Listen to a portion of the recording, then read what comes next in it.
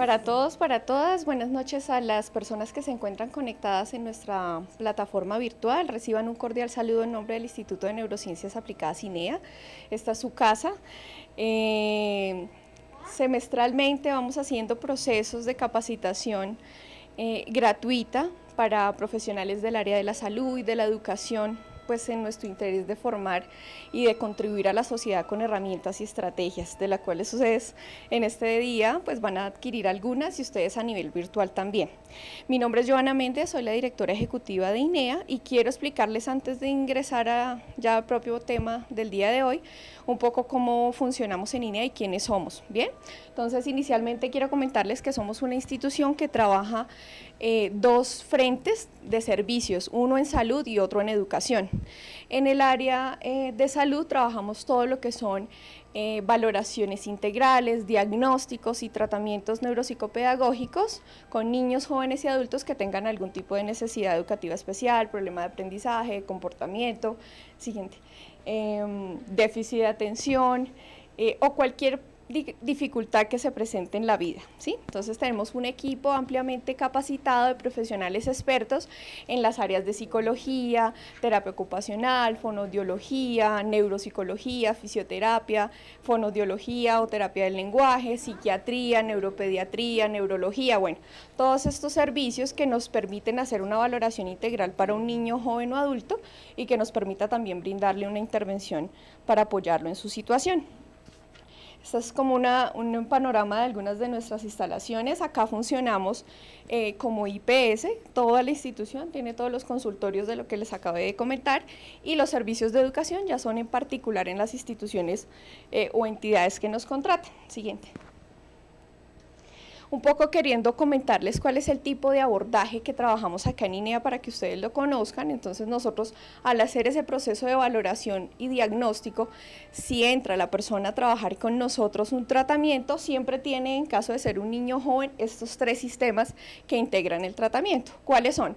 La familia, el colegio y propiamente las áreas que al niño o adolescente se le hayan recomendado. Entonces, por ejemplo, ¿cómo trabajamos con los colegios? Aproximadamente después de 2 meses y medio que estamos en proceso de tratamiento, nosotros hacemos una visita al colegio entregando un informe de evolución de cómo vamos en el proceso de intervención, qué logros hemos obtenido, qué áreas estamos trabajando, qué dificultades también tenemos y qué estrategias a nivel neuropsicopedagógico puede implementar el colegio para apoyarnos en el tratamiento. O sea, la idea es que siempre el colegio, la familia y nosotros desde acá tengamos sincronía en qué es lo que estamos haciendo en el trabajo terapéutico.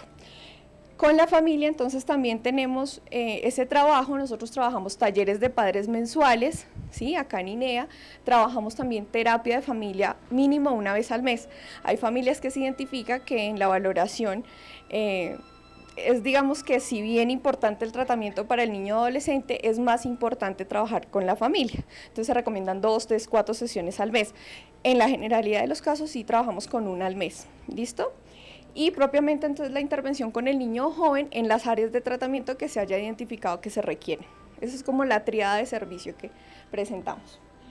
Bien, eso es en salud, entonces diagnóstico, valoración y tratamiento. Ahora en el área de educación nosotros realizamos congresos, seminarios, talleres, simposios, que es el área en la que estamos el día de hoy participando. Si ustedes ven acá a la izquierda del auditorio, tenemos todos los congresos que anualmente hemos venido desarrollando una vez al año. Es el Congreso de Neuropedagogía y Neuropsicología, que va trabajando ciertas temáticas que a nivel social y desde el equipo directivo de investigación de INEA se identifican necesarias para contribuir a la sociedad. Este año el congreso va a estar, si bien centrado en neuropedagogía y neuropsicología, trabajando el tema de Asperger y autismo. Ahí les doy las cuñas para los que estén interesados. Bien, entonces nosotros en el área de corporación trabajamos capacitaciones, escuelas de padres, el diplomado de neuropsicología y problemas del aprendizaje, ¿sí? Que abrimos 2 cohortes en el año y ahorita vamos a abrir una cohorte virtual, la primera cohorte virtual asincrónica, es decir, que ustedes se conectan en el mismo momento que tengan tiempo libre y no en el horario específico que les da INEA. Entonces, si alguno de ustedes está interesado, también puede contactarnos para darles la información. Bien, seminarios y procesos, es decir, que si ustedes están en alguna institución educativa, entidad o empresa que consideren que como equipo de docentes o equipo clínico desea recibir un tipo de capacitación brindado por INEA, cuente con nosotros. Nosotros le hacemos la cotización, vamos hasta la entidad y ayudamos a que los equipos tengan mayores estrategias y herramientas, ¿de acuerdo? No siendo más, bienvenidos a INEA y entra nuestro colega Jorge a explicarles ya sobre la conferencia. Bienvenidos.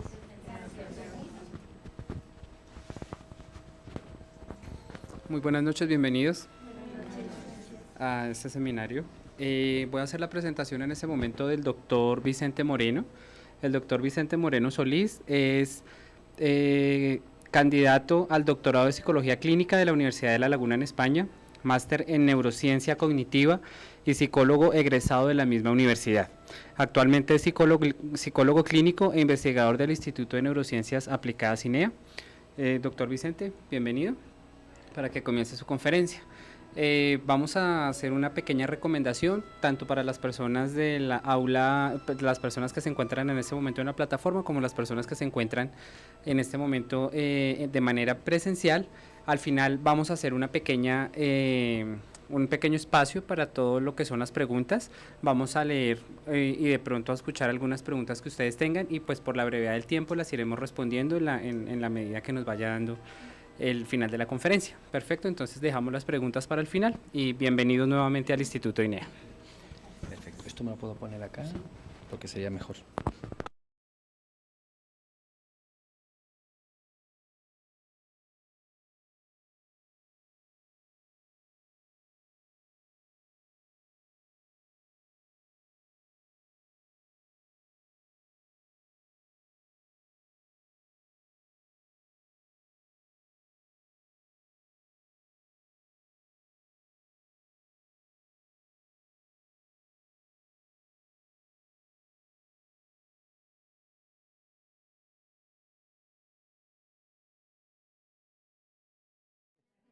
La verdad es que les adelanto que esto de estar aquí y allá va a tener su complicación.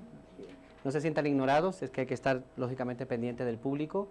Vamos, sobre todo, les invito a que estemos pendientes de lo que les voy a presentar y que esta hora pues, nos pueda servir para profundizar en un tema pues, que evidentemente es muy conocido. Evidentemente cuando hablamos de los trastornos del espectro del autismo estamos hablando de un tema pues, que lleva más de 60, 70 años en la boca, no solamente de psicólogos, sino en general profesionales de la salud. Ya que estamos en este pequeño inicio con ustedes, quiero preguntarles algo. De los que están aquí en este grupo, ¿quiénes son psicólogos o estudiantes de psicología? ¿Ok? Yo es que hago esto. Con los de allá no voy a poder, lógicamente, con ustedes sí. ¿Quiénes son profesionales de la salud, enfermería, medicina? Ok. ¿Y el resto? De educación, por ejemplo, profesores, docentes. Bien, les digo, bueno, ¿hay algún trabajador social, terapeuta ¿usted es trabajadora social? Excelente. ¿Usted también? Teo. Y la jovencita tiene cara de psicóloga. A lo que voy, es muy importante que estemos bien representados porque si algo demanda este tipo de problemáticas o dificultades en el neurodesarrollo es el trabajo integral. Una palabra que muchas veces escuchamos, pero que hay que hacer la realidad, ¿no? Y uno de los elementos clave es, primero, diferentes disciplinas y segundo, buena coordinación. El tiempo es limitado, vamos a estar aproximadamente una hora para dar también espacio a sus reflexiones y preguntas, que también, pues, lógicamente, pues, van a ser breves. Ojalá que pudiéramos tener espacios más amplios, pero lógicamente los tiempos son limitados. Y vamos a hacer como una condensación muy rápida de 3 elementos. Esto igualmente pues lo explicaré de nuevo. ¿Ya comenzamos? Perfecto. Bueno, pues a los que nos están viendo también desde la virtualidad, muy buenas noches, porque aquí ya es de noche en Bogotá, porque sé que muchos de ustedes que nos estén viendo ahora, pues lo están haciendo desde otros lugares del mundo. Bienvenidos, tanto a las personas que están acá, como a los que nos estén viendo por internet. Vamos a hablar durante la próxima hora sobre los trastornos del espectro del autismo, y principalmente lo que vamos a hacer vamos a hacer un recorrido por 3 ejes, les invito a 3 ejes. Primero, un eje diagnóstico, muy breve porque, como les digo, no tenemos el tiempo deseado, pero los que trabajan en este tema o sienten curiosidad, o son familiares, personas que están trabajando desde lo empírico, que muchas veces es mucho más relevante casi que lo clínico, tienen que conocer, o ya conocen, que los criterios diagnósticos han cambiado. evidentemente no en todos los términos, es decir, vamos a darnos cuenta de que aquí hay un tema algo controversial, pero los criterios han cambiado y es muy importante que nos actualicemos. Un segundo punto tiene que ver con lo que implica los tratamientos en términos de cuáles son los mejores tratamientos, porque si nos damos cuenta, en el campo de los trastornos del espectro del autismo, los tratamientos es un abanico amplísimo. Y además, no solamente en Colombia, sino en otros países, han surgido ya normativas de los diferentes ministerios, tanto de salud como de educación, poniendo en duda algunas intervenciones. Me gustaría que en esta noche podamos discutir algunos procedimientos y pues polemizar en la medida en la que se pueda, porque repito que los tiempos son limitados. Para los que nos están viendo desde la virtualidad, comentarles que al finalizar la sesión tendremos un breve espacio donde lastimosamente solamente podremos escoger algunas preguntas de las personas que están aquí y de las que nos están viendo, porque, como les digo, el tiempo es limitado. Y un tercer aspecto que me gustaría tocar son los avances en la etiología, es decir, en las causas. Un tema siempre complejo, siempre controversial, porque los trastornos del espectro del autismo nos vamos a dar cuenta de que se escapa mucho a esa capacidad que tiene la neurociencia y las ciencias de la salud para identificar lo que subyace, es decir, lo que provoca esta anomalía o esta dificultad en el neurodesarrollo. Pero, inclusive antes de empezar con este eje, quiero que veamos esta imagen, por favor. Pasamos acá. Vamos a ver, porque aquí tenemos la anterior presentación. No sé si Jorge me puede colaborar para poner, porque vamos a ver brevemente los últimos avances a nivel neurocientífico en lo que llamamos en esta casa, en el Instituto de Neurociencias Aplicadas, el modelo neuropsicopedagógico. Puede parecer una palabra muy larga, porque estamos hablando de la convergencia de tres áreas, la neurociencia, la psicología y la pedagogía, pero lo vamos a ver más claro con una imagen que les voy a presentar en este momento, y que es un resumen de los hallazgos que llevamos viendo en la neurociencia moderna en los últimos 40 años, es decir, INEA no es ajena muchísimas gracias, no es ajena a lo que es la realidad de los últimos avances en neurociencia. Quiero que veamos un momento este cerebro, muy brevemente, no se preocupen en términos de la letra pequeña, yo voy a hacer una síntesis muy clara, y quiero que nos quedemos con la idea que expresa este cerebro, porque luego nos vamos a dar cuenta de lo importante que es para entender un concepto que es transversal para entender los trastornos del espectro del autismo, que es la flexibilidad. Quiero que esa palabra la tengamos ahí como en el aire, ¿no? Como en la atmósfera, como en el ambiente, porque sin esa flexibilidad, y no solamente este tipo de problemáticas, sino otras en el campo del neurodesarrollo, se van a ver gravemente afectadas. Cuando hablemos un poquito más adelante de la etiología o el origen, vamos a tener un poquito más de claridad.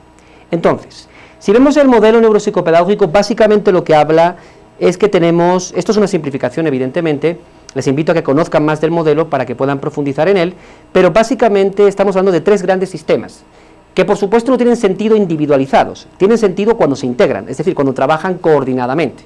Un sistema cognitivo, que es básicamente un procesador de información, un procesador jerárquico, un procesador que habla desde lo más básico, que son los registros sensoriales, a lo más complejo, que son las percepciones o los procesos motores complejos.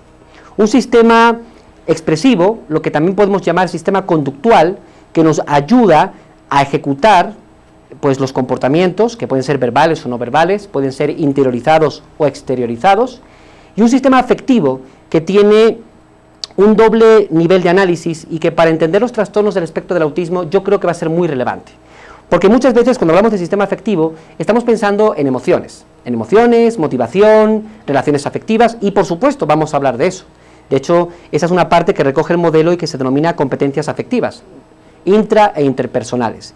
Pero sobre todo hay algo del sistema afectivo que rescatamos y que la neurociencia moderna valida muy fuertemente y que tiene que ver con la capacidad de monitorizar, de regular, de gestionar esa información afectiva. Hoy cada día tenemos más claro que las emociones, las motivaciones, lo que llamamos los afectos, nos sirven para integrarnos mejor en el mundo, para poder llevar a cabo ese maravilloso proceso de revolución humana, donde lo simbólico, lo cognitivo, han tenido una priorización muy fuerte, y lo que nos ha separado de otras especies. Lo afectivo no es un elemento añadido, no es un elemento complementario, es un elemento que vertebra, que permite que lo cognitivo y lo simbólico, unidos, puedan tener sentido y nos puedan permitir formar los grupos sociales tan complejos que somos hoy en día, ¿no?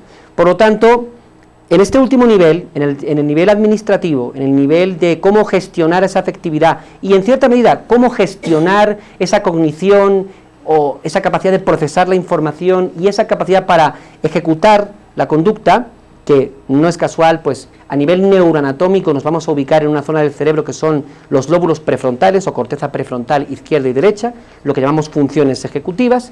Vamos a darnos cuenta un poquito más adelante, cuando hablemos de etiología, de qué relación tan interesante hay entre trastornos del espectro del autismo y esto que les estoy nombrando ahora. Pero vamos a esperar un poquito.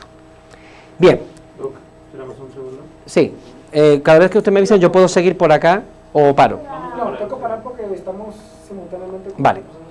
O yo puedo hacer como el rodeo, de la misma idea. Hay un problema con el servidor que... Tranquilo. Ustedes me avisan, porque igual como esto es un tiempo limitado, casi que ustedes ganan un poco más de tiempo para yo profundizar un poquito más en la misma idea y no avanzar, ¿no? Lo que decía hace un momento creo que es importante que lo tengan en cuenta. Repito, cuando hablábamos de sistema afectivo, antiguamente pensábamos solamente en esa capacidad que tiene el ser humano de desarrollar el mundo emocional, el mundo de las relaciones afectivas. Lo veíamos como disociado de lo cognitivo o lo racional, ¿no?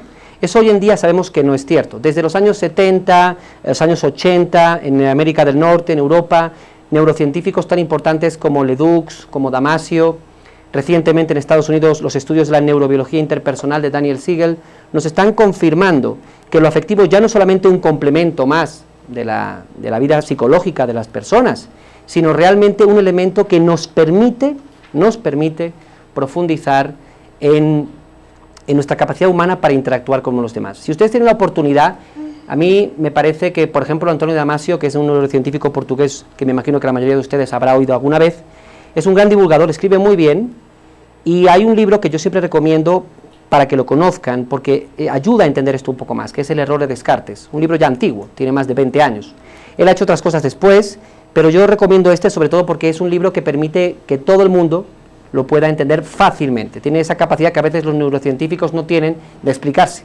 Y de hecho espero que yo me logre explicar bien con ustedes. Vamos a ver si tengo el espíritu de Damasio esta noche y me hago entender fácilmente, ¿no? Pero si usted lee ese libro y no habla específicamente de los trastornos del espectro del autismo, usted va a entender cómo la dimensión emocional o afectiva va mucho más allá, como les digo, de un simple complemento, ¿vale? De un simple complemento en la vida psicológica. Que aunque fuera así, ya sería extremadamente rico y poderoso, ¿no? Qué bueno tener esa dimensión afectiva en nuestra vida. Pero es que nos hemos dado cuenta en los últimos 40 años, y sobre todo gracias a la neuroimagen, a las técnicas que nos permiten ver cómo funciona nuestro cerebro, que lo afectivo no es solamente un complemento, es un elemento rector, sin el cual nuestra vida, por ejemplo, racional, no funciona. Y esto es algo, por ejemplo, muy característico de los trastornos del espectro del autismo, las dificultades que tienen para procesar desde lo afectivo. Ojo, voy a dejar algo muy claro desde el principio en la sesión de hoy, y es que lógicamente hay diferencias individuales. ¿Por qué digo esto? Porque los que tenéis un trabajo muy fuerte con estos chicos y chicas, o los familiares que pueden estar acá, que por cierto, he sido un poco grosero porque no le he preguntado a ninguno de ustedes si es familiar de alguna persona con este tipo de problemática. ¿Hay algún familiar? Exacto. Ustedes casi que son los primeros a los que tenía que haber nombrado. Tenemos que entender algo muy importante, y es que hay un eje dimensional, es decir, no vamos a encontrar dos personas iguales con esta problemática. Lo digo porque muchas veces uno escucha estas charlas, coge una cierta claridad y quiere como encajonar, ¿no? Decir, bueno, pues ahora esto lo tengo que encontrar en toda la realidad que tengo delante de mí, bien sea porque soy terapeuta ocupacional y tengo un grupo de 20 chicos con esta problemática, o bien sea porque tengo a 2 hijos que tienen esta problemática. Mire, es que ni siquiera un mismo joven va a tener una tendencia estándar de por vida. Recuerden que si trabajamos pronto en estos casos, ya hablaremos un poquito más adelante de la intervención, cuando intervenimos pronto, podemos revertir algunos aspectos de ese neurodesarrollo que parece que nos falla a través de la manipulación de la neuroplasticidad, que hablaré un poquito más adelante de eso. Por lo tanto, no nos limitemos a ver simplemente 4 o 5 síntomas y ya ahí tenemos casi los mejores expertos que la van por fuera. Pues en este caso eso no ha sucedido, y hemos tenido y tenemos la oportunidad de ver cómo se han integrado grupos de familiares, sobre todo de casos ya de 10, 15 o 20 años que nos han permitido ver con mayor finura la problemática a nivel de síntomas, ¿de acuerdo? O sea que en este caso yo creo que por eso es importante que empecemos por este lado, brevemente, porque les digo, los tiempos que tenemos son, pues, lógicamente limitados. ¿Podemos continuar o todavía no? ¿Sigue caído el servidor? ¿Se cayó? Entonces, continuamos. ¿Sobrepasamos el límite de No,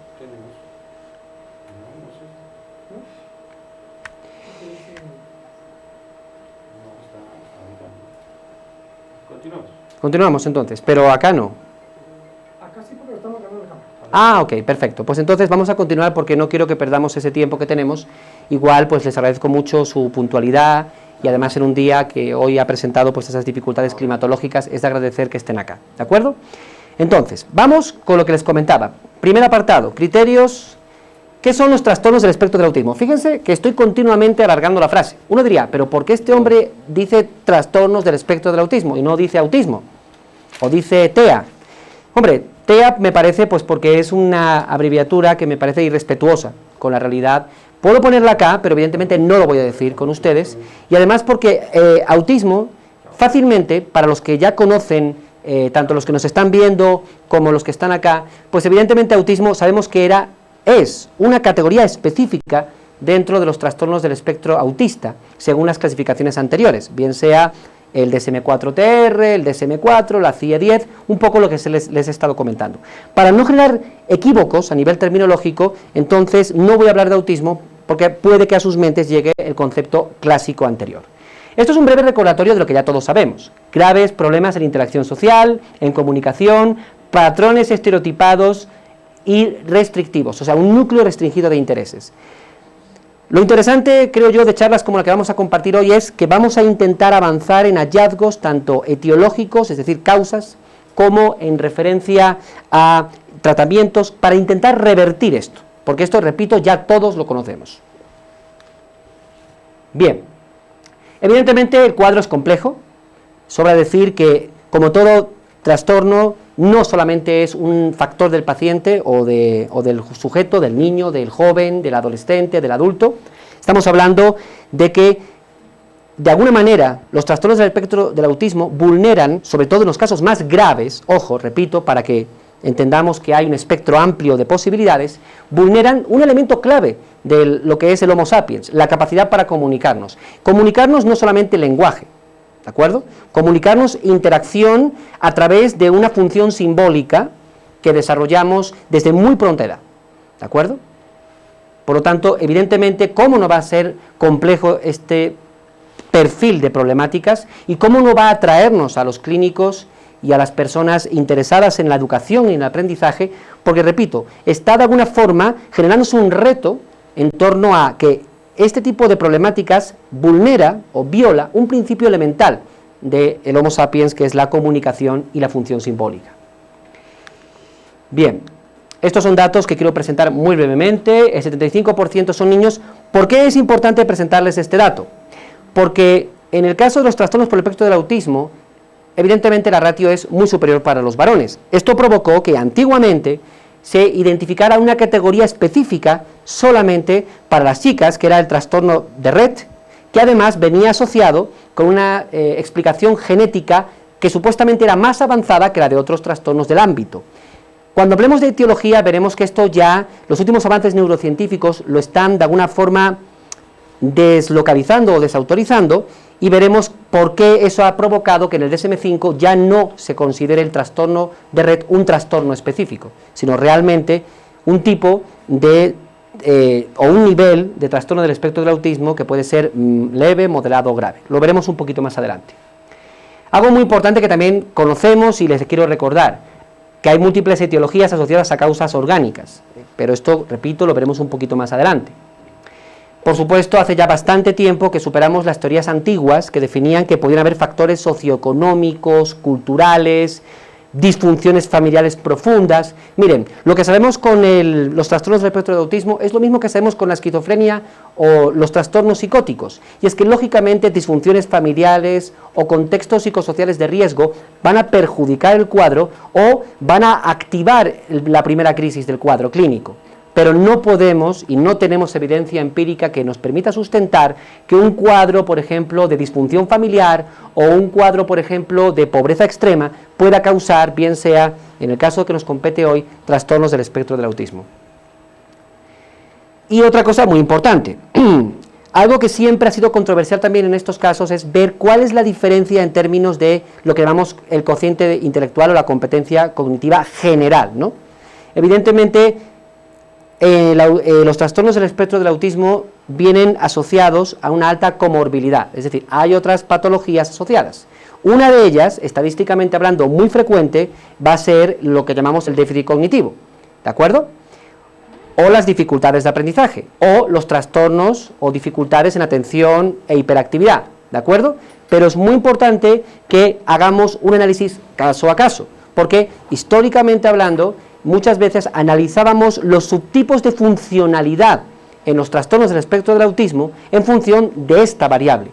Hoy, por ejemplo, el DSM-5 nos propone una reflexión que va más allá de eso. Ya habla de funcionalidad como habla la Sociedad Norteamericana de Discapacidad. Es decir, ya no definimos funcionalidad en función de esa competencia cognitiva general que tengamos, sino de nuestra capacidad para integrarnos al medio. Y ahí hay otros factores que van mucho más allá del cociente intelectual.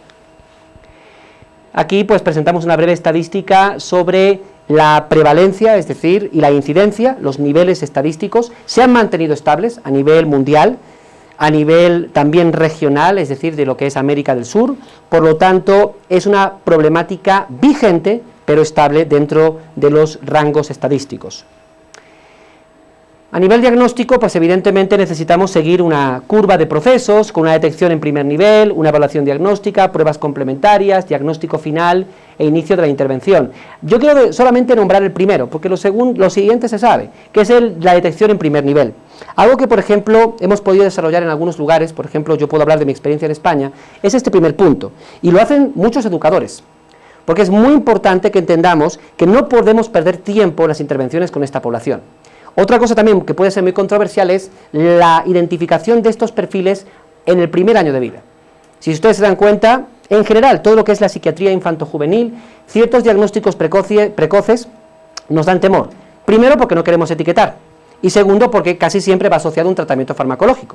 Por lo tanto, no dejemos que evolucione el cuadro, esperemos un poquito, 5, 6, 7 años, y aunque el cerebro es plástico, toda la vida, y en gran medida hasta la adolescencia, reconozcamos que es mucho más adecuado una intervención preventiva o lo más pronta posible, y en este caso la detección en primer nivel y sobre todo precoz va a ser muy importante. No nos sorprendamos que en 5, 10 o 15 años tengamos aquí en Colombia muchos registros para lo que es atención sociosanitaria en lo que son centros de salud, en lo que son escuelas, tengan o no programas de inclusión social o de inclusión escolar, ¿de acuerdo?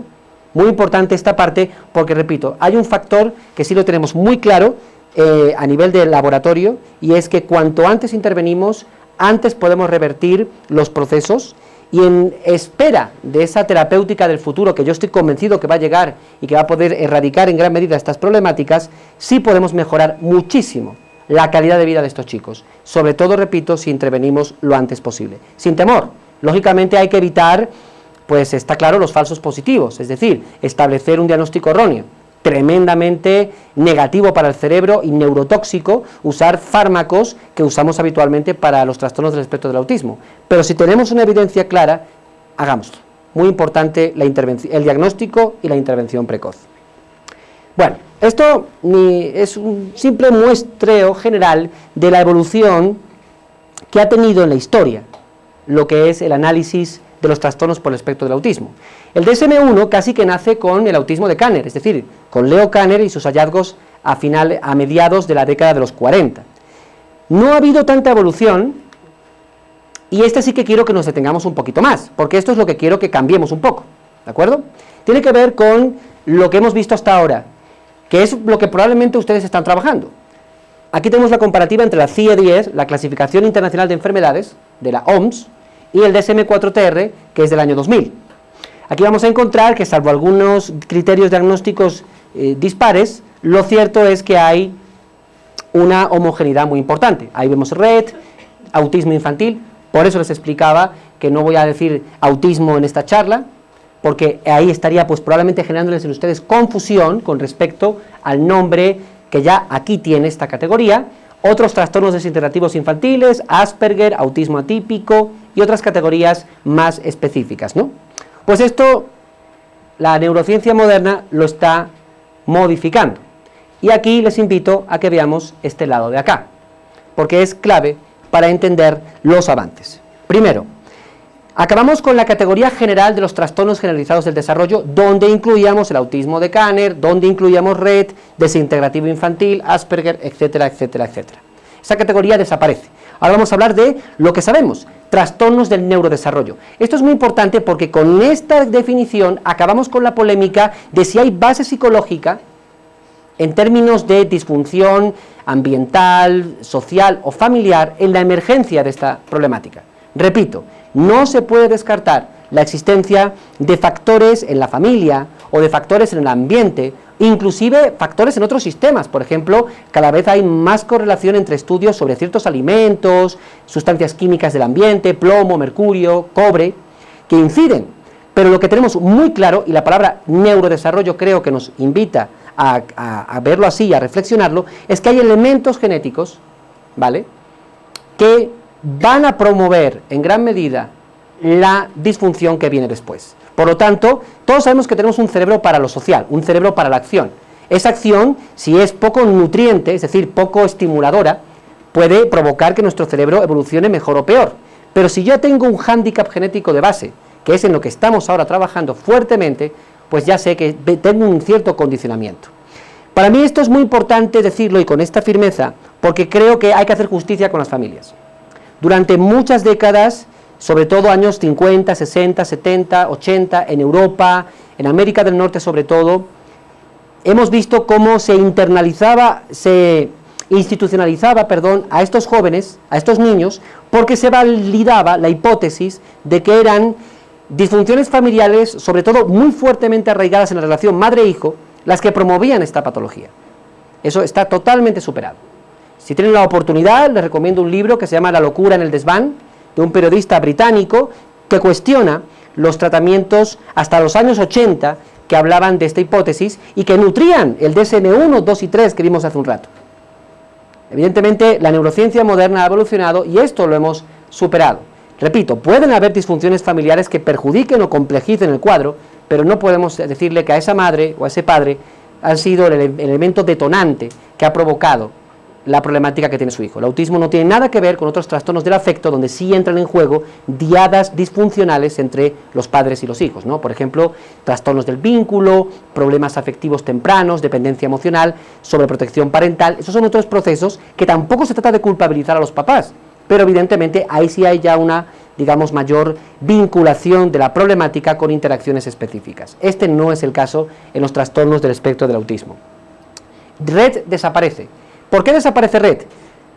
¿Esas niñas no tenían esa problemática? Pues claro que la tienen, no es que desaparezca. Les recordaba hace un momento algo, y es que Rett se diferenció a nivel etiológico, a nivel de las causas y del diagnóstico, por dos factores. Primero, porque como veíamos hace un momento, la población afectada casi siempre es masculina. Por lo tanto, si le tocaba a una niña, eso tenía que ser algo especial, ¿no? Y por otra parte, los hallazgos genéticos que siempre se han estado llevando a cabo, lo que pasa es que a veces la opinión pública no ha tenido acceso a toda esa información, nos permitían establecer como una cierta configuración en el Rett, tampoco concluyente, pero que nos inducía a pensar que ahí teníamos como una ruta patológica específica. Eso hoy no se sostiene. Primero, porque no es tan claro las ratios estadísticas. Estos datos que yo le presento son recientes, pero probablemente usted, si revisa la bibliografía, el estado del arte, verá que hay otros contextos donde se habla de un porcentaje más disímil, donde hay más mujeres de las que pensamos, y por otro, porque ya son cada vez mayores los hallazgos sobre los genes que pueden ayudarnos a entender qué es lo que pasa en los trastornos del espectro del autismo.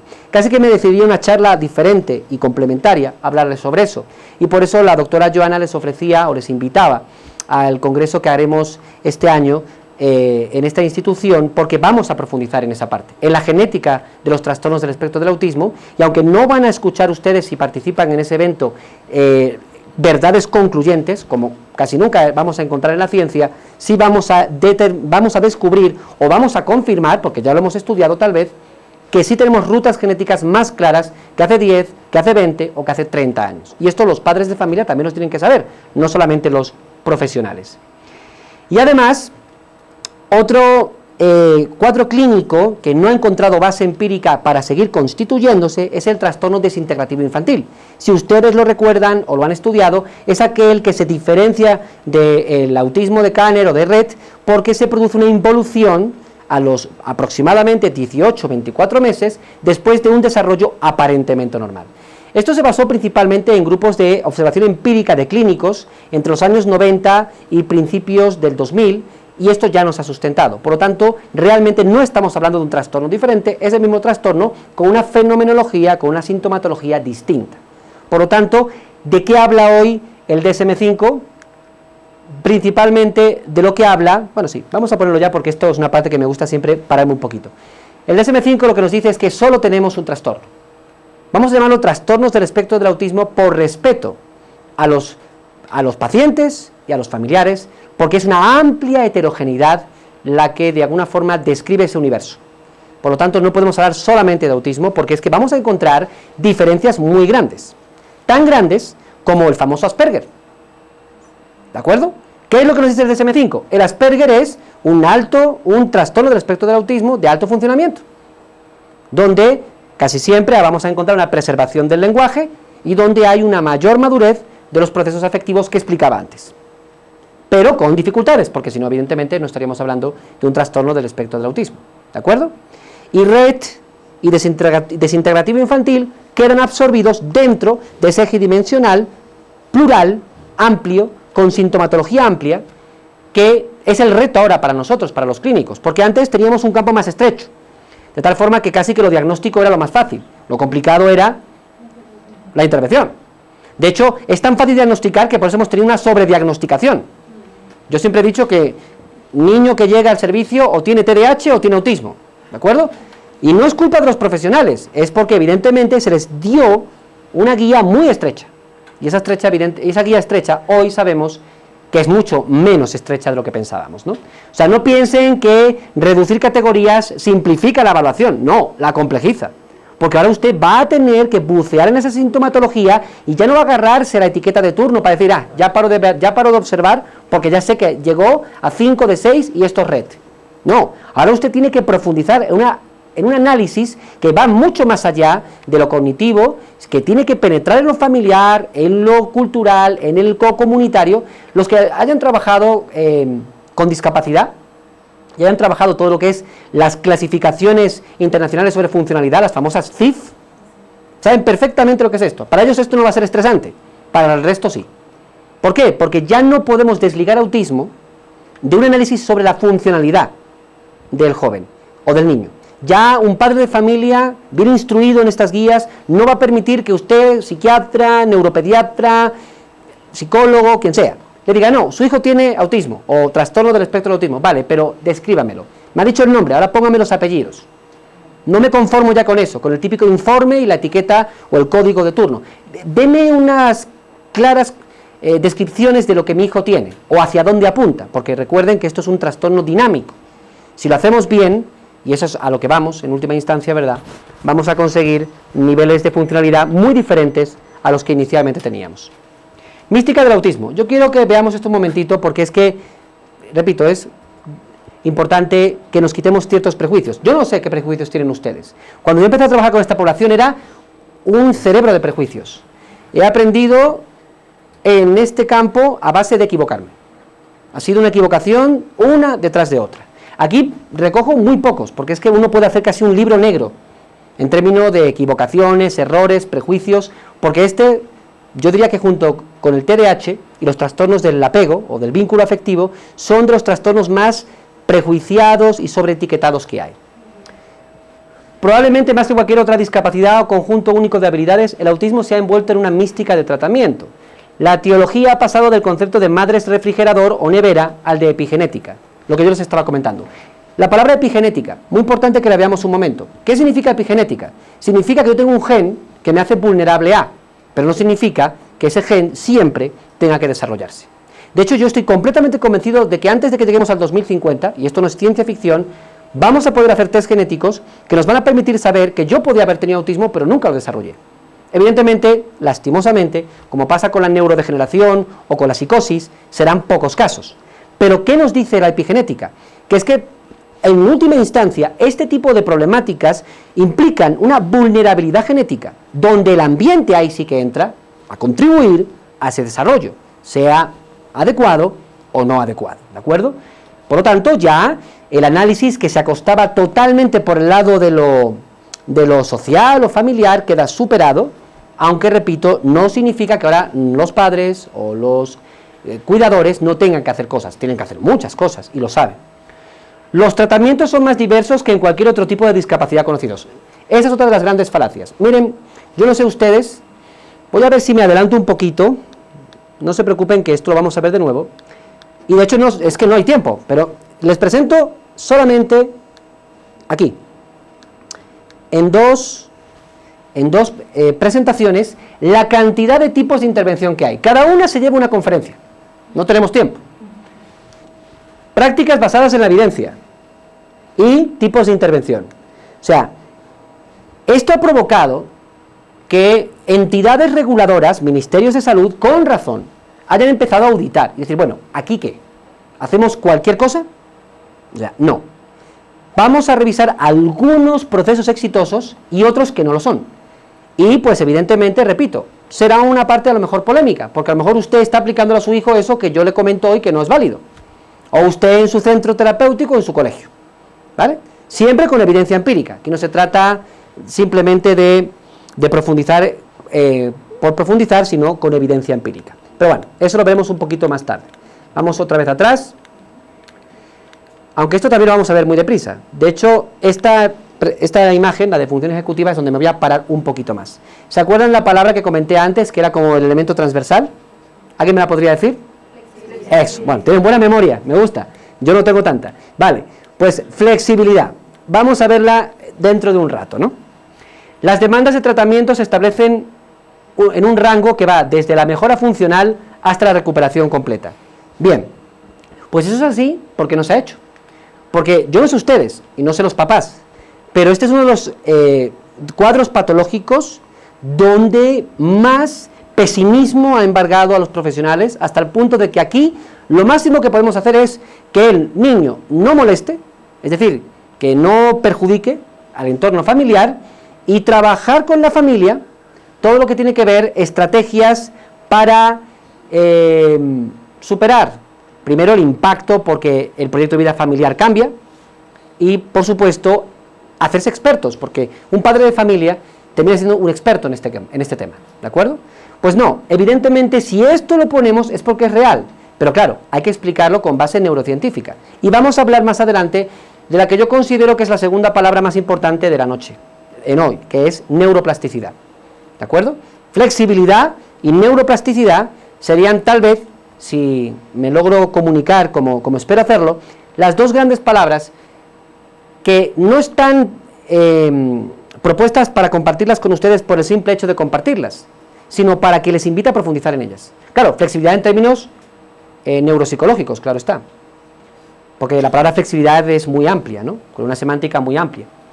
Y, por supuesto, neuroplasticidad también ha sido un concepto que ha tenido su controversia y algunas definiciones pues que no son excesivamente rigurosas, ¿no? Pero esas dos palabras me gustaría que si salimos de acá hoy, digamos, bueno, pues voy a profundizar más en esto, me interesó, voy a ver hasta dónde llega la evidencia que este señor me explicó esta noche, ¿no? Bien. Evidentemente, volviendo a la primera imagen, veíamos que había problemas en interacción social, en la función comunicativa, por extensión en la función simbólica, y que también vamos a encontrar grandes fallas en lo que es la capacidad para explorar el mundo, intereses, gustos, etcétera, etcétera, ¿no? Evidentemente esto tiene su explicación. ¿Se acuerdan que al principio hablábamos de desarrollo de sistema cognitivo, afectivo y expresivo conductual?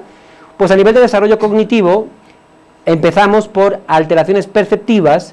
Vamos a encontrar algo muy importante. Las terapeutas ocupacionales o los terapeutas ocupacionales que están aquí, esto muchas veces lo entienden más rápido que nadie, pero es algo que todos debemos saber, y es que el problema del chico y de la chica, del niño y de la niña autista, muchas veces no es sensorial. De hecho, yo puedo tener un trastorno del espectro del autismo y una falla sensorial, por ejemplo, una hipoacusia, ¿vale? O problemas visuales. Y eso no significa que estén necesariamente relacionados, ¿de acuerdo? Por lo tanto, ¿dónde está la falla? Ya lo dice la palabra perceptivo. Recuerden que la diferencia entre sensación y percepción es principalmente fisiológica. Estamos hablando de la capacidad de nuestro cerebro a nivel cortical para procesar la información en diferentes niveles, en función de los diferentes sentidos, también haciendo alusión a respuestas internas de nuestro organismo, pero lo más importante es, ¿para qué hacemos eso? ¿Para qué trabaja nuestro sistema cognitivo? Para integrar. O sea, ustedes ahora mismo están teniendo conmigo una experiencia multimodal, porque salvo que no estén atendiéndome o estén en otra cosa, ustedes ahora mismo están viéndome y escuchándome. Y que yo sepa, lo están haciendo al mismo tiempo, ¿verdad? No llega mi voz primero y mi imagen después, como en algunas películas. No, lo están haciendo perfectamente bien. Y si yo ahora mismo les digo, por favor, tomen conciencia de que están sentados, probablemente sentirán textura, un roce, una presión, eso es tacto. Por lo tanto, ya tenemos 3 canales sensoriales que estamos procesando al mismo tiempo. Usted no procesa tacto, audición y visión por separado. Pues algo tan aparentemente sencillo, que hasta nos puede parecer burdo, simple, es un auténtico caballo de Troya para los jóvenes autistas. Y porque es burdo para nosotros, es terrible para ellos. Usted imagínese que no pudiera procesar bien esa integración sensorial que ahora mismo debe hacer. Claro, el entorno les generaría un nivel de frustración y en cierta medida de temor enorme. Porque además, algo que cursa mucho con estos jóvenes son dificultades en lo que es la regulación del umbral. De tal forma que a nivel sensorial, muchos de ellos van a tener problemas de hiper o de hiposensibilidad. Imagínense que yo le empezara a gritar como un energúmeno. No creo, por mucho carisma que le ponga a esto, que aguanten, se irán. Pues claro, ¿qué pasa cuando tenemos un joven de estas características y presenta esa hipersensibilidad? Hace unos años trabajábamos con un grupo de jóvenes con esta problemática, nos invitaron de un centro de internamiento para jóvenes con trastornos psiquiátricos y veíamos que un joven con esta problemática continuamente gritaba fuertemente cuando llegaba al almuerzo. Miren, habían hecho todos los inventos habidos y por haber para que ese niño fluyera en el almuerzo. Y de hecho el niño en otros contextos era muy funcional, ¿no? Entonces, ¿qué es lo que pasaba? Pues muy bien, un enfoque neurosensorial nos permite confirmar que cuando el niño era expuesto en ese comedor a una integración como la que están ustedes haciendo ahora, se irritaba con mucha facilidad y entraba en crisis de conducta porque además era hipersensible a nivel visual. De tal forma que un color muy estridente o muy fuerte o una amalgama de colores muy fuerte provocaba en él pues la misma irritación que si yo ahora les empezara a gritar fuerte y salvajemente. Entonces, en las pocas ocasiones que el niño había logrado mantenerse en el almuerzo eran las que estaba solo. Claro, con total o casi total inhibición de otros estímulos táctiles o sobre todo auditivos, ¿de acuerdo? De movimiento. Y al poder concentrarse principalmente en lo que a él le generaba más estrés, que era lo visual, podía tolerarlo un poquito más. Créanme que los jóvenes con esta problemática hacen todo lo que pueden. Lo digo porque muchas veces padres de familia y profesionales, como decimos, es que este no quiere, ¿eh? Es que más allá de que tenga esta problemática, es que no le pone, ¿eh? No le pone ganas, lo está haciendo, se está victimizando. Hay casos, por supuesto que sí. No vamos a quitarle el derecho a mentir o el derecho a no querer seguir las instrucciones, eso es humano. Por lo tanto, a mí no me preocupa que el niño o niña con este trastorno pueda hacer eso. Pero veremos que en muchas ocasiones él no está queriendo pelearse contigo o con la instrucción que tú le quieres dar. Está peleando con un mundo sensorial que no puede gestionar bien. ¿Por qué? Porque a nivel perceptivo no integra bien. Y repito, no es necesariamente un problema de ceguera, de sordera, no estamos hablando de eso. Por supuesto, la atención también se ve afectada. Miren, la atención a nivel neurobiológico o neuropsicológico, ustedes no van a encontrar una zona concreta del cerebro donde está ubicada, pero sí nos vamos a dar cuenta de algo, de que tiene una neuroquímica muy específica, neurotransmisores que son determinantes para que el flujo atencional funcione. Vamos a diferentes investigaciones en farmacología, psicofarmacología, neuroquímica, nos han permitido confirmar que ciertos neurotransmisores que están implicados en el proceso del sistema de alerta y atencional están comprometidos en grupos poblacionales con este trastorno, sobre todo los de peor rendimiento. Por lo tanto, estamos empezando a encontrar evidencia neurobiológica que nos permite, primero, entender por qué tenemos esas problemáticas en atención. Y segundo, ¿cómo podemos revertirlo? También, dependiendo de las características del cerebro de cada joven, pues podremos ver una mayor o menor flexibilidad. Hace poco nos llegaba a esta casa un paciente, una madre que decía, no, es que mi hijo, yo sé que no es autista o yo lo he cambiado porque miren lo bien que, la capacidad atencional que tiene. Le puedo hasta cambiar diferentes estímulos y mire. Y entonces le decía a la mamá, ve cómo las categorías antiguas nos están como cerrando, como en visión de túnel, nos están cerrando el análisis. Evidentemente no vamos a encontrar el mismo flujo atencional en dos pacientes, en absoluto. Y esto en gran medida lo vamos a identificar o lo vamos a asociar a una neuroquímica muy específica que estamos avanzando muy fuertemente en ella, en el análisis de ella. Vamos a ir directamente acá. Función ejecutiva. Flexibilidad. ¿De acuerdo? Flexibilidad. Vamos a hablar de flexibilidad en términos neuropsicológicos porque es un concepto psicológico de muchas disciplinas. ¿De acuerdo? Flexibilidad. A nivel de funciones ejecutivas. Si uno conoce las funciones ejecutivas o las ha estudiado o ha profundizado en ellas, sabe que principalmente son aquellos procesos que nos ayudan a gestionar la información cognitiva y a preparar la conducta o lo que llamamos sistema expresivo. Entonces, aquí vemos diferentes procesos asociados: controlar impulsos, mantener la atención o atención sostenida, evitar distracciones, planificar, resolver problemas, flexibilidad mental. Podemos profundizar, pero como les digo, tenemos un tiempo limitado, no podemos estar hablando de todo lo que yo quisiera hablarles en esta noche, pero nos quedamos en este punto: flexibilidad mental. La flexibilidad mental, principalmente en términos neuropsicológicos, ¿qué es? Es la capacidad para hacer dos procesos al mismo tiempo. ¿Cuáles? Por un lado, inhibir, pero por otro lado, diversificar. Y usted dirá, usted se está contradiciendo, son como cara y cruz. Es que es cara y cruz, es que nuestro cerebro es capaz de hacer eso. Y esto es algo que, por ejemplo, muchos paleontólogos, muchos antropólogos y muchos neurocientíficos interesados en la historia, en la filogenética, en la evolución del Homo sapiens, nos permite confirmar que este puede ser uno de los elementos clave que nos ha permitido no ya diferenciarnos de otras especies, sino sobre todo lograr esa capacidad de conquista de nichos ecológicos tan grande que tenemos. Porque es que somos capaces de inhibir información, pero al mismo tiempo la que recibimos la diversificamos y de forma recursiva podemos conectarla ahora sí con la que inhibí, ahora no, la vuelvo a inhibir, en fin, en un proceso online, en paralelo, conexionista, impresionante. ¿Recuerdan que les dije al principio que lo importante no es tener un sistema afectivo, cognitivo o expresivo, sino la integración? Claro, la función ejecutiva nos recuerda eso, y sobre todo el componente de la flexibilidad mental. Nos recuerda que lo más interesante que tenemos es esa capacidad para combinar. Combinar, sacar, combinar, meter. De hecho, a veces, cuando el espacio es más amplio, tenemos más tiempo, yo hago un pequeño role-playing para que ustedes lo entiendan. Le doy a uno de ustedes como el liderazgo, le digo, usted joven va a ser el líder de este grupo. Ahora quiero que haga un mural o no sé, alguna actividad. Y quiero que usted vaya identificando qué personas de los que están acá están haciéndolo bien y quiénes no. Y para dar una oportunidad a los que no lo están haciendo bien y que usted va a expulsar, los va introduciendo cuando usted lo considere oportuno.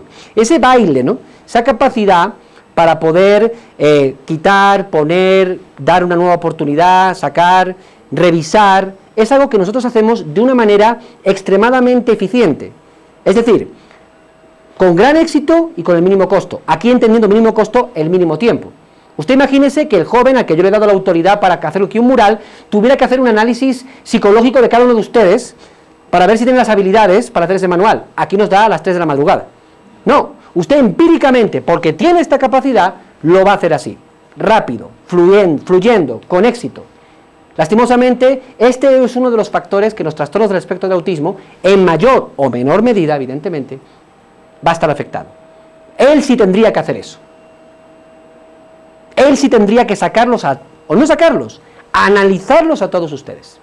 Por eso, si usted ha observado a su hijo o a su paciente, verá la continua tendencia a escudriñar, a analizar, a revisar, a mirar.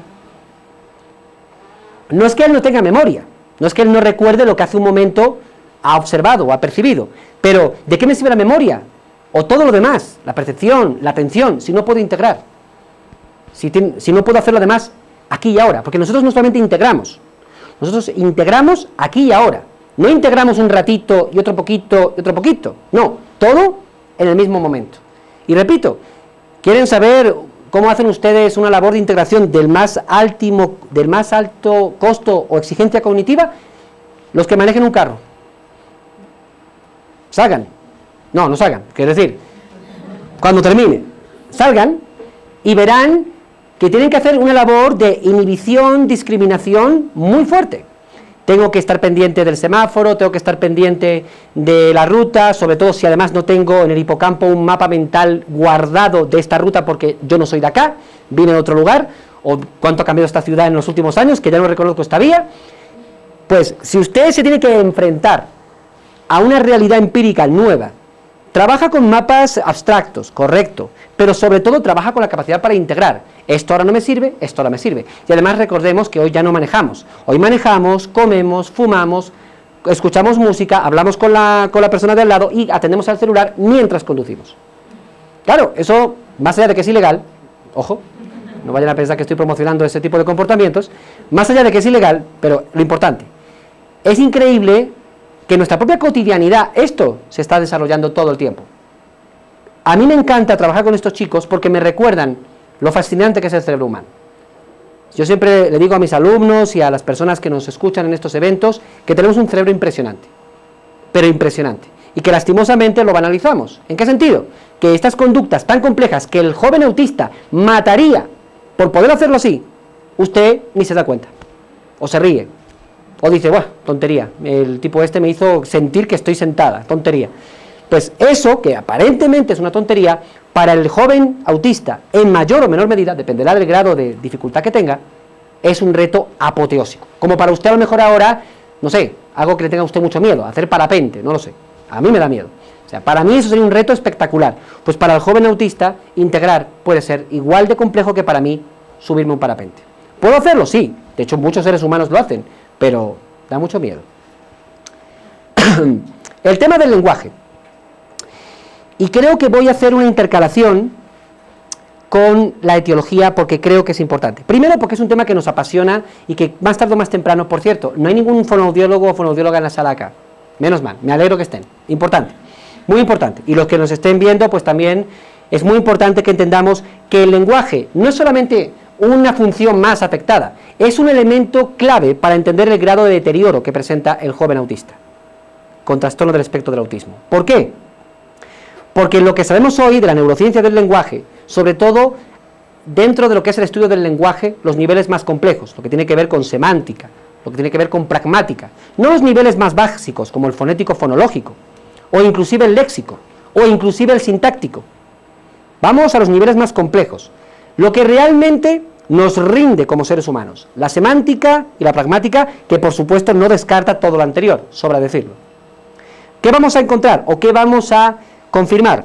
Que para poder tener ese lenguaje, es decir, esa capacidad semántica o esa capacidad pragmática, yo necesito tener una muy buena capacidad para integración sensorial, porque hemos descubierto en los últimos 20, 30 años que nuestro lenguaje está basado, o en gran medida está basado, porque los estudios, como siempre en la ciencia, hay que ir revisándolos e innovándolos, en lo que llamamos en neurociencia cognitiva, cognición corpórea. ¿Qué significa cognición corpórea? Aplicado al lenguaje. Significa que cada vez que yo activo el significado de una palabra o el significado de una situación, lo que llamamos en psicolingüística modelos de situación, en mi cerebro, como si fuera una película, como si fuera una proyección, se activa una imagen no consciente, ¿vale? No es como si yo le dijera al joven, piense en un helado de crepes and waffles, ya usted lo está imaginando. No es ese tipo de imagen mental, no es una rememoración de la conciencia, es una imagen a nivel de activación en regiones sensoriomotoras de ese objeto que usted activa esas regiones cuando lo ve. Les pongo un ejemplo. Imagínense que yo ahora mismo le doy una patada a una pelota que no está aquí, ¿de acuerdo? Automáticamente ciertas zonas de mis áreas motoras primarias se van a activar.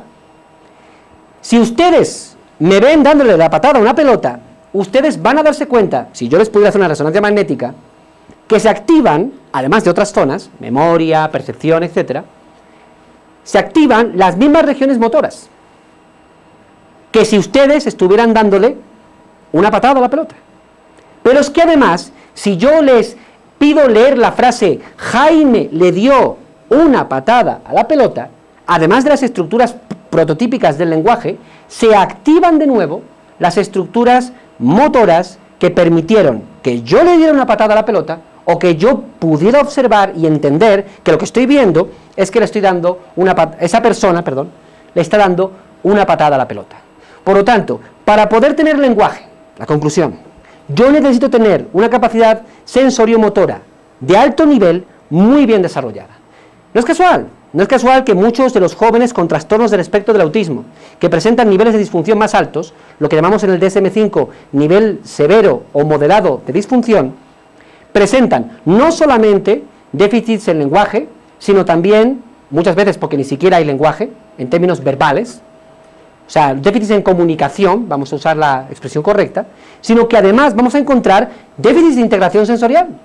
Es que una cosa va de la mano con la otra. No podemos, ese es el gran elemento que quiero compartirles, ¿no? Por eso, claro que es importante el estudio del lenguaje desde las fases evaluativas, no solamente para poner la etiqueta o el diagnóstico establecido según las guías de los fonoaudiólogos o logopedas, como los llamamos en mi país, sino, lo que es más importante, porque es un indicador claro de la conexión que tiene que haber. Por lo tanto, esto es matemático. Si yo tengo lo que llamamos antiguamente un Asperger, y además con una buena fluencia verbal, pero es que además con una buena capacidad semántica, pero es que además con una buena capacidad pragmática, hasta cierto punto, es muy claro y muy plausible que debo encontrar no fallas motoras o déficits físicos, claro que puedo tener una persona en silla de ruedas, o con problemas de mi negligencia o de percepción, no, eso es diferente, repito que eso se puede dar como una suma de problemáticas. Lo que vamos a encontrar es que no hay un déficit de integración sensorial tan marcado como si lo vamos a encontrar en procesos o en trastornos del espectro del autismo más graves.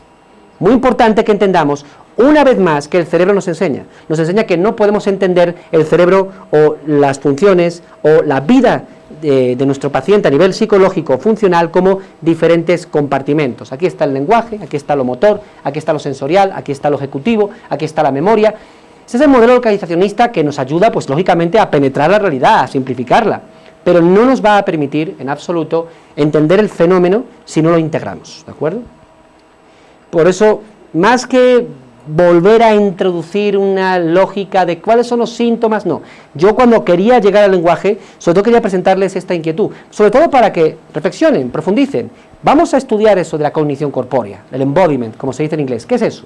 Profundicemos. Y no solamente los fonos, las fonos, sino todos.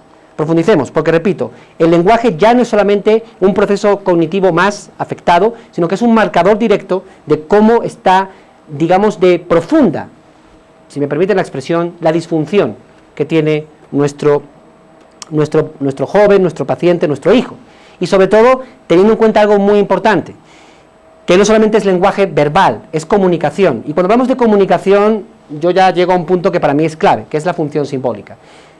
Un historiador judío que publicó hace un libro que yo recomiendo mucho, que se llama De animales a dioses, que está publicado y divulgado por todas partes, habla de la revolución cognitiva como un elemento clave en la maduración o en el desarrollo del Homo sapiens dentro de lo que es el género Homo, y él dice algo que me parece muy interesante. La función simbólica no solamente nos ha permitido comunicarnos mejor, sino construir la realidad más allá de lo natural que tenemos. Si usted ha conocido casos tempranos de intervención en trastornos del espectro del autismo, usted ve que el joven autista, aunque para usted la conducta le parezca absurda, muy al contrario, está tremendamente apegado a lo empírico, a lo perceptivo, a lo motor, a lo que él puede tolerar por las dificultades en integración que tiene. Somos nosotros los que volamos. ¿Y volamos por qué? Porque tenemos una función simbólica. Si un perro o un gato o otro animal pudiera hablar, diría, yo entiendo más a ese joven autista que a usted. Claro, lo entiendo mucho más, me parece mucho más coherente su conducta que la suya. Si lo viéramos desde ese enfoque, claro, nosotros no podemos ver a nuestros jóvenes con ese enfoque. ¿Por qué? Porque tenemos función simbólica y queremos que tengan la misma función que nosotros. Queremos que sean de los nuestros.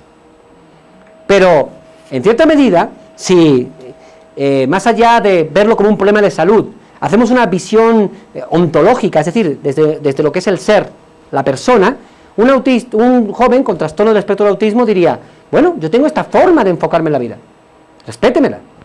Esto es importante que lo tengamos en cuenta, no estoy haciendo ninguna broma. Estoy diciendo porque muchas veces, y esto lo digo también no solamente a los papás, también a los profesionales que tenemos como esa tendencia a querer llevar a nuestros pacientes a ese campo, pero ese campo ¿cuál es? Es mi campo, o el campo de mi comunidad, o como decía aquel antropólogo Carlos Castañeda, mi tribu. Esto también nos ayuda a tener tolerancia. Yo no sé ustedes, los papás me imagino que me darán la razón, los demás no lo sé, pero si yo he aprendido tolerancia es en gran medida a estas personas.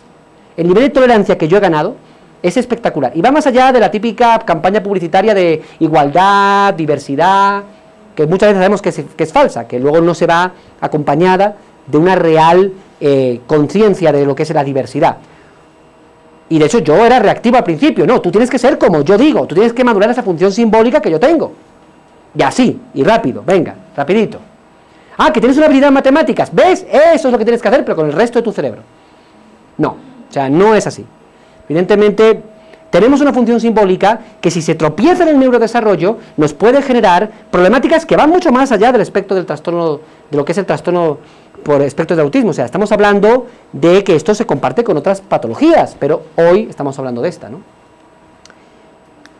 Seguimos un poquito más adelante. Interacción social. Fíjense, solamente el primer punto. Necesitan desarrollar habilidades de relación interpersonal. Habrá, no sé si ustedes han estado, me imagino que sí, en el zoológico. Evidentemente hay una línea evolutiva que nos permite identificar ciertos patrones de conducta parecidos en especies como los grandes simios. Pero en líneas generales, su perro, su gato, el tigre del zoológico, o si me permite la comparativa, hasta una cucaracha que ve en el suelo, ¿de acuerdo? Animales, ¿no? Usted se va a dar cuenta de que tienen un patrón muy limitado en lo que es la relación interpersonal, lo que es la comunicación y la interacción interpersonal. Eso, si usamos una lógica matemática, lo llamamos reducción en el número de parámetros o permutaciones. Usted ahora mismo, probablemente porque tenemos eso que llamamos en nuestra vida psicológica hábitos y rutinas, puede decir, mi vida es súper aburrida, siempre hago lo mismo, me levanto a la misma hora, como en el mismo lugar, casi que hasta puedo decir que como un Robocop hago los mismos movimientos para ir al baño. Pero puede hacerlo de otra forma. ¿A que sí? Puede. No lo hace. Pues por lo que sea. Porque no le dejan. Eso sobre todo por los niños. O porque no quiero. Pero podría hacerlo de otra forma. En el esquema conductual de una cucaracha, de su perro o de su gato, aunque tienen una cierta flexibilidad, que es lo que permite que haya un aprendizaje, es mucho más reducido. Es casi un número de posibilidades más estrecho. En el ser humano no. ¿Por qué? Porque nosotros tenemos esas funciones ejecutivas que nos permiten, lo que llamamos en la matemática, tener una lógica combinatoria o probabilística. Somos la única especie, en términos, digamos, de frecuencia, porque esto lo vemos en otras especies también mamíferos superiores, pero en menor medida, que es capaz de corregir su conducta, anticipando una conducta imaginaria. Por ejemplo, usted a lo mejor hoy quería comer lechona y llegó al restaurante y dijo, espera un momento, y le viene a la mente rápidamente que usted tiene ácido úrico alto y además el médico le ha dicho que muy probablemente sus triglicéridos tan altos son compatibles con una hipertensión. Por lo tanto, usted se está imaginando usted vomitando, destrozado en el hospital. ¿Eso le ha pasado? No, pero usted lo ha proyectado. ¿Y eso qué hace? Que yo no pida lechona, sino espaguetis a la carbonara. ¿Qué ha pasado? Pues ha pasado que yo he sido capaz de activar no solamente la realidad, es decir, he llegado al restaurante, voy a comer, sino una realidad paralela. ¿Eso qué son? Múltiples opciones, probabilidades. Yo sé que a la mayoría no les gustan las matemáticas, pero yo se las recomiendo, sobre todo para entender ciertos fenómenos. Y es que realmente, cuando hablamos de trastornos del espectro del autismo, no solamente es un problema de flexibilidad, es un problema también de reducción de posibilidades a la hora de pensar la conducta, a la hora de ejecutar la conducta, llamamos las permutaciones, la capacidad para poder tener como un repertorio más grande. En pocas palabras, poniendo un ejemplo muy banal, imagínese que usted quiere, no sé, quiere ganarse ese osito de peluche y tiene la típica pistola de feria y le han dado, pues no sé, 2 balines. O sea, tiene 2 balines para tumbar el osito de peluche. Pero al lado tenemos a Pepito, y Pepito tiene la pistola, pero es que le han dado piedras, pero es que le han dado pelotas, pero es que le han dado un arco con flechas. O sea, hay una diversidad de opciones amplia. Puede que él use al final los balines como usted, o como yo, pero tiene más recursos. El joven con trastornos del espectro del autismo, en mayor o menor medida, no tiene esos recursos que usted tiene. Y eso, lógicamente, fíjense, si ya tengo dificultades a nivel neurosensorial, si tengo dificultades para desarrollar la comunicación, sea verbal o no verbal, además tengo dificultades para madurar mi sistema expresivo en términos de posibilidades para desarrollar la conducta. Diferentes estudios neurocientíficos nos han demostrado que existen, no me gusta usar esta palabra, atrofias, pero sí debilidad conectiva en áreas motoras del cerebro, lo que es lóbulo frontal posterior a los lóbulos prefrontales. Es decir, la capacidad motora está limitada. O sea, no es solamente que tenga un problema de hipotonicidad o de laxitud, no solamente estamos hablando de motricidad fina, gruesa, es la capacidad para programar la conducta. Porque es que usted tiene unos músculos, ¿verdad? Pero usted hace con esos músculos, más allá de lo que los músculos y el sistema nervioso le permite, con esos músculos, puede hacer con esos músculos lo que quiera.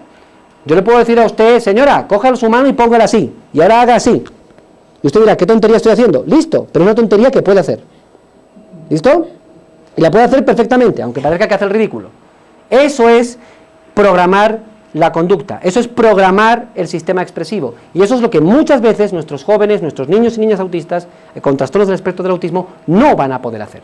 Repito, dependiendo del nivel de funcionalidad. ¿De acuerdo? Muy importante. Entonces, volviendo a este punto, si yo no tengo esa capacidad para permutar, es decir, para generar posibilidades en mi conducta, ¿qué tipo de habilidades voy a tener? Claro, sobre todo los de alto funcionamiento, con una buena competencia comunicativa, también verbal, en entornos muy estereotipados, porque nuestra vida es común, nuestra vida es rutinaria, pues puede parecer como que funcionan. Pero pongámonos a trabajar en contextos muy diversos, sobre todo que generen grandes cambios. Miren, los trastornos del espectro del autismo también nos enseñan lo atrofiados que estamos nosotros. Lo atrofiados que estamos nosotros. Y les pongo un ejemplo. Hace poco se han enterado, hubo un atentado terrorista en Europa, en Bruselas. Nosotros en España lo sufrimos en el 2004 en Madrid. Y fue muy interesante, cuando trabajamos en los equipos de emergencia, fue muy interesante escuchar los relatos de algunas víctimas que decían que se quedaron bloqueadas, que es más, había gente que cruzaba las vías del tren cuando sabía que ahí podía explotar una bomba. Y los psicólogos clínicos que pudieron evaluar los casos se dieron cuenta de que estaban usando patrones estereotipados y reducidos de conducta. Es decir, habían funcionado, permítanme el comentario, autísticamente, con el piloto automático, con un núcleo restringido de comportamientos. Nuestra vida a nivel conductual es muchísimo más compleja de lo que hacemos todos los días. Piénselo. ¿Qué conductas desarrolla usted al día? Independientemente de que sea un experto en lo que sea, en su área, o en sus hobbies. A lo mejor usted toca el piano, a lo mejor usted es excelente tocando la guitarra o hace deporte. Pero más allá de eso, y de su profesión, la que le trajo acá, ¿cuánta diversidad hay en su vida? Pues los jóvenes con esta problemática nos recuerdan que también nosotros, muchas veces, no desarrollamos nuestro potencial a nivel conductual. Yo creo que muchas veces estos chicos me han enseñado más lo que a mí me falta que lo que a ellos les falta. Es importante que también entendamos que eso es algo que no solamente lo vamos a encontrar en las patologías, sino en nuestra vida cotidiana. Y si no, miren la cantidad de personas que van al psicólogo porque tienen déficits en habilidades sociales y no tienen estas problemáticas, ¿verdad? Y sin embargo, van al psicólogo porque, no, es que soy muy retraído, muy introvertido, no fluyo, no soy capaz de interactuar con los demás. Pues muy probablemente es porque no te has permitido la posibilidad de madurar un sistema expresivo o conductual más rico, más diverso. No le has sacado ese rendimiento a las áreas motoras de tu cerebro, en combinación, lógicamente, con las prefrontales. Bien, vamos a la intervención y por último acabaremos con la etiología.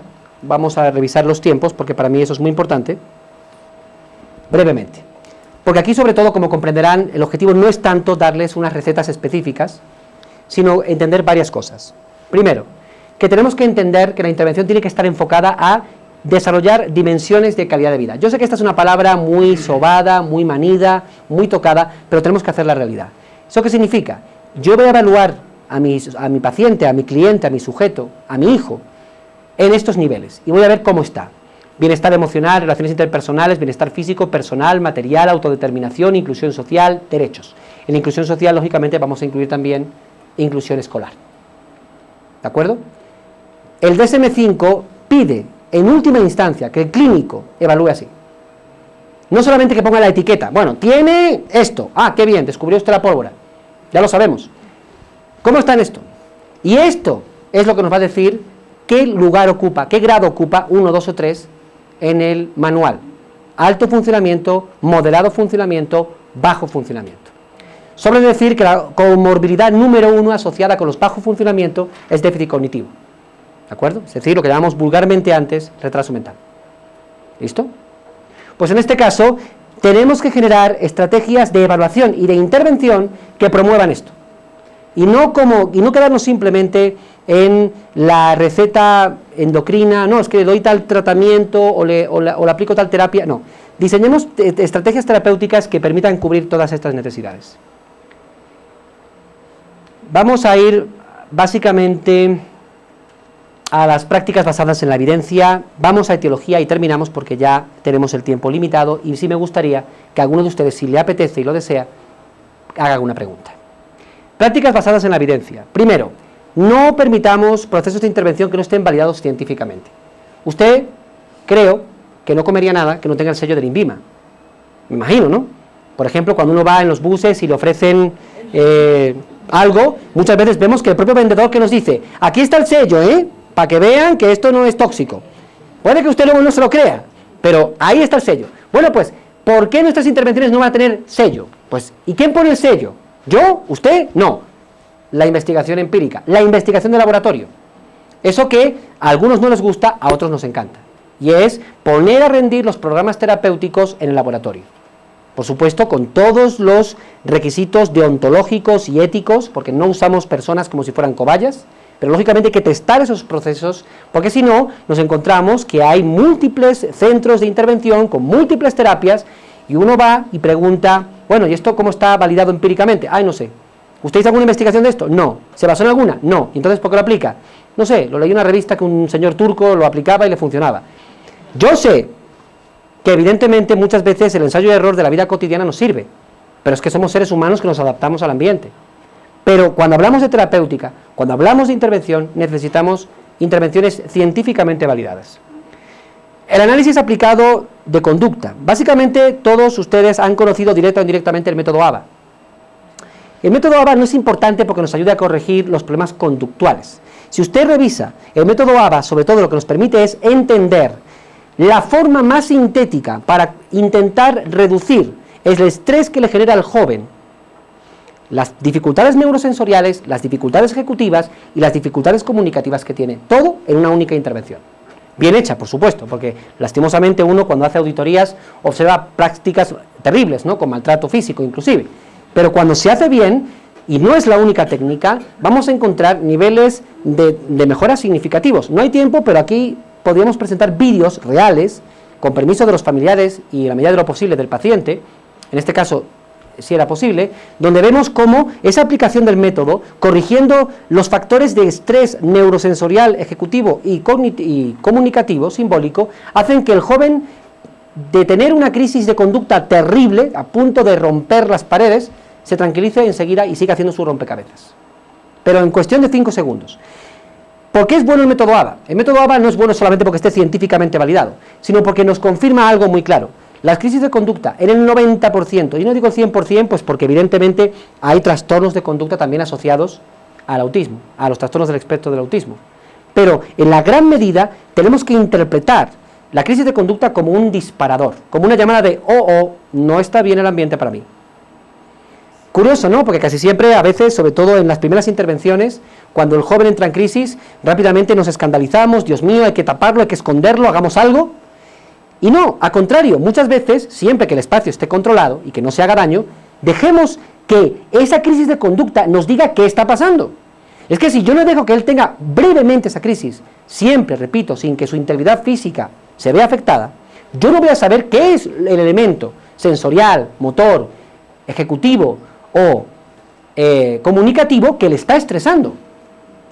Es muy importante que entendamos, y eso lo hemos aprendido mucho con la metodología ABA. De hecho, cuando usted ve la terapéutica inicial, bien aplicada, usted ve que muchas veces los salones que se usan para la intervención con estos jóvenes, que suelen ser salones muy poco, inicialmente con muy pocos estímulos, luego se van aumentando en la medida en la que se van tolerando esos estímulos, muchas veces vemos que los destrozan, ¿no? Dice, no, pero ¿usted por qué le dejó romper tanto? Es que estoy conociendo lo que él puede tolerar. Es que si no, ¿cómo lo sé? Si yo aborto la crisis de conducta, pues porque quiero que todo esté tranquilo, en orden, porque además es cierto, muchas veces tenemos al niño con otros pacientes, con otros estudiantes, con otros hermanos, y claro, ¿qué voy a dejar? ¿Que este niño rompa todo y le pegue al niño? No, yo lo sé, yo lo entiendo.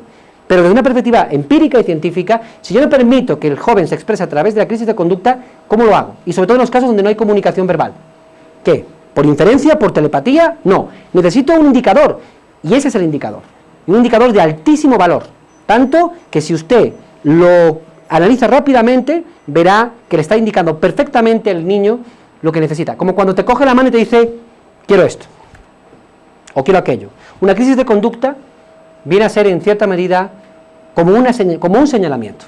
No lo veamos con miedo, salvo, lógicamente, que haya una crisis que pueda poner en riesgo, repito, la integridad física o psicológica o del ambiente.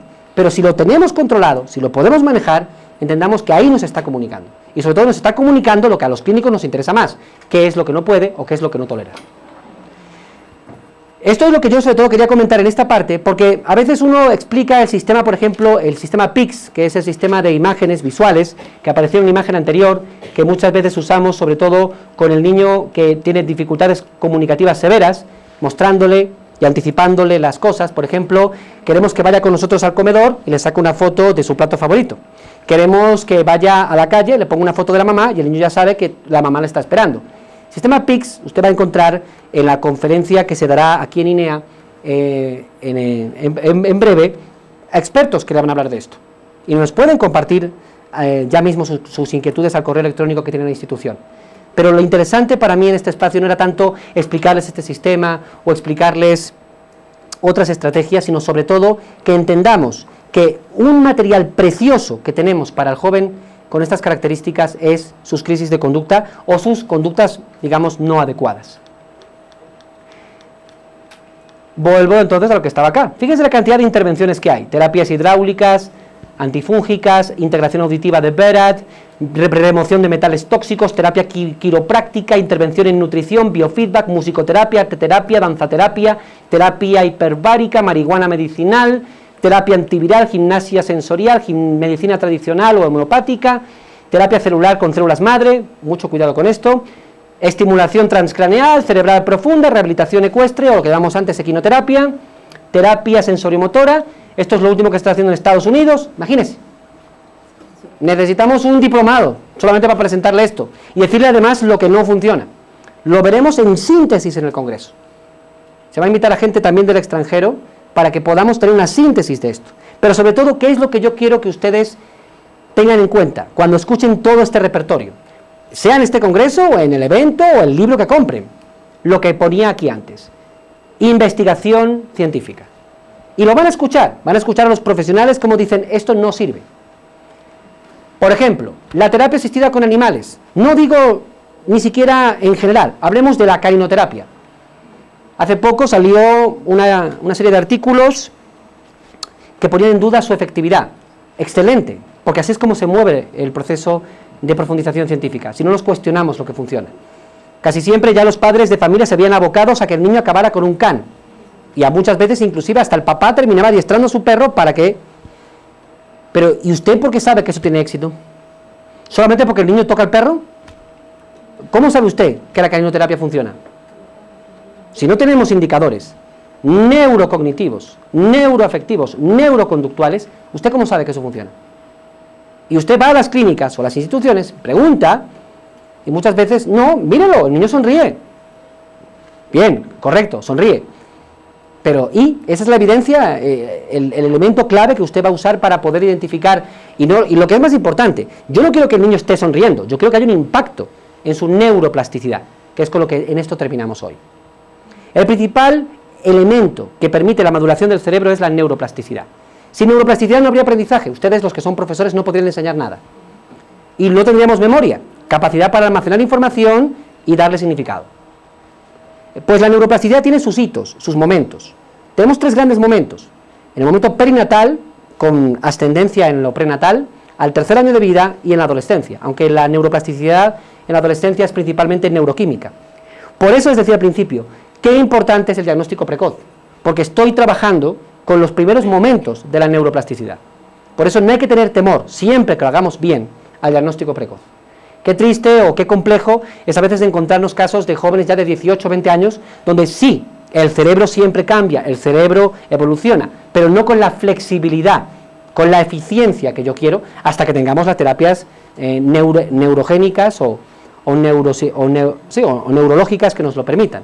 Que llegarán, estoy convencido de ello. Pero independientemente de eso, tenemos la mejor arma, que es la naturaleza. Y esto no nos debería de extrañar, porque a fin de cuentas es lo que pasa continuamente. Si usted se va a lo que es a la medicina convencional, trabajamos continuamente, ¿qué? Manipulando nuestro sistema inmune. Las vacunas, el proceso de los fármacos, los antibióticos, ¿qué hacen? Una manipulación constante de eso. Pues nosotros hacemos con el cerebro lo mismo. Usamos un arma que él tiene, muy buena, por cierto, que se llama neuroplasticidad.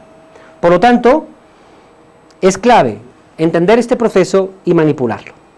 Y si se acuerdan, y ya con esto termino, el cerebrito que vimos al principio, sistema afectivo.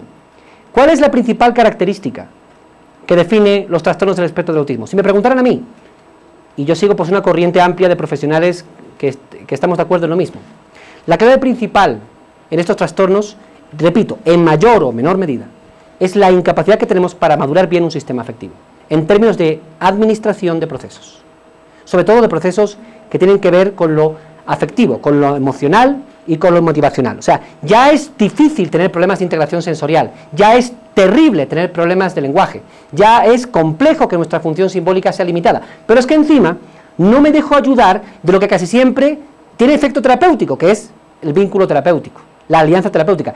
¿Cuántos de ustedes nos han frustrado porque no consiguen conectar con el chico?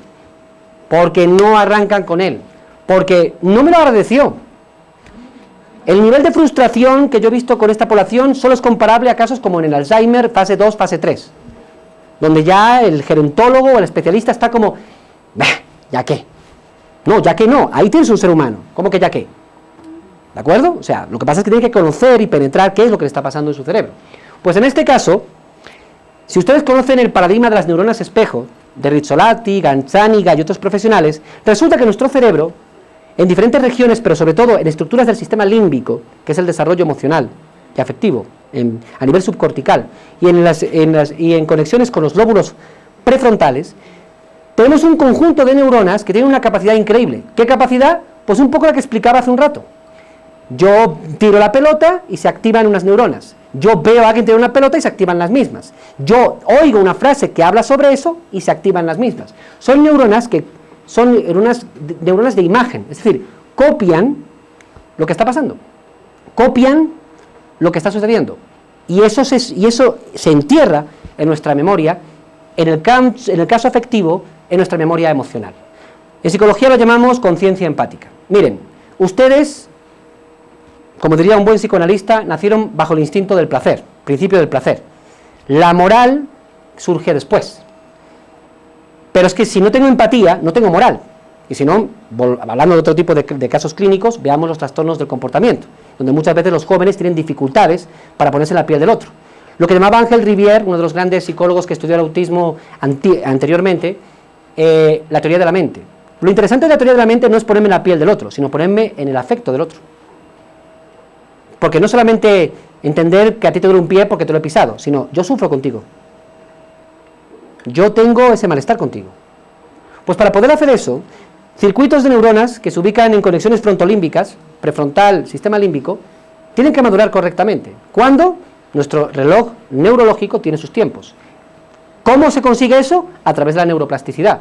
¿Qué es lo que sabemos a nivel epigenético? Que ciertos genes no hacen su trabajo bien.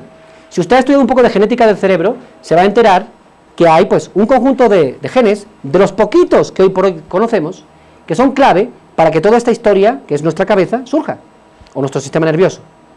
Pues en este caso, los datos nos confirman cada vez más que esos factores genéticos afectan a esas neuronas que tienen la tremenda responsabilidad de permitir que se nos madure una conciencia empática. Claro, como vengo diciendo toda la noche, en mayor o menor medida. Por lo tanto, no vamos a encontrar dos casos iguales, y usted me dirá, no, pues mi hijo sí lo hace. Bien por su hijo. Dentro de la inmadurez de esas conexiones, su hijo maduró más. Otro no lo hizo tanto. Otro no pudo hacerlo. Pero la neuroestimulación, a través de una terapia integral, a través de una terapia holística, donde todos ustedes están invitados, y hasta el que vende leche ahí fuera, porque esto es comunitario también, ayuda a manipular esa neuroplasticidad para lograr los mejores niveles posibles de desarrollo, sabiendo que hoy por hoy el trastorno es crónico. ¿De acuerdo?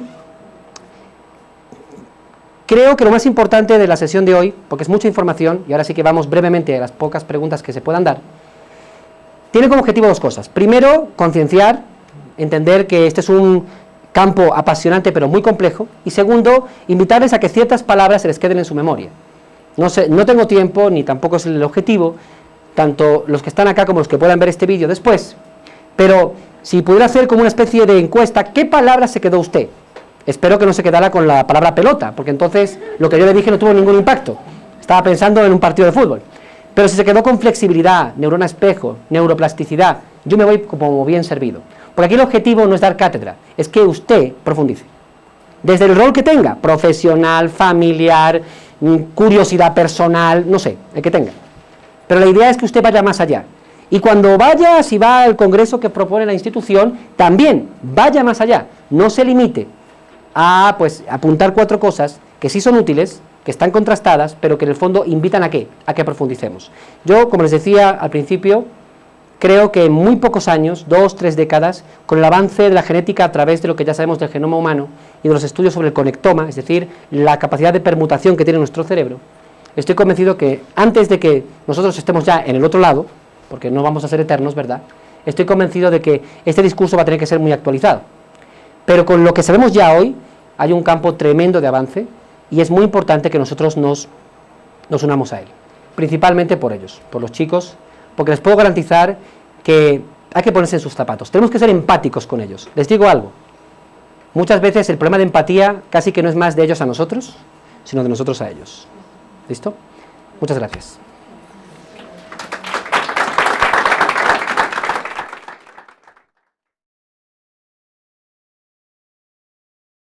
Población virtual que nos vaya a preguntar nada, si les parece 2 preguntas, los que quieran, y ya nos podemos retirar porque sé que nos hemos pasado un poquito del tiempo.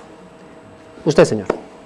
Una pregunta y es, digamos que en lo que yo he visto, pude ver como una, ¿cómo decirlo? Como un tratamiento del método Sunrise. ¿Cuál es la opinión, digamos, suya respecto a un método como ese? Que Bien. pareciera altamente efectivo. No, básicamente el método Sunrise y otros métodos son métodos que integran componentes. Lo que yo recomiendo a los padres de familia, porque usted es padre, ¿verdad?, es que usted audite los componentes del modelo. Mire, va a encontrar, como yo digo, cajas compactas de procesos de intervención. El método ABA es una. La gente piensa que es solamente modificación de conducta y con el psicólogo, pero no es así. Por lo tanto, si quiere, podemos inclusive charlar un poquito más en profundidad de esto, pero para el común de todos los que nos están escuchando, lo que yo le recomiendo a ustedes, a los padres de familia, es que auditen los componentes y sobre todo vean el nivel de integración que hay de los componentes, que no sea un trabajo modular, como cada uno en su despacho, sino que realmente haya una única visión, un único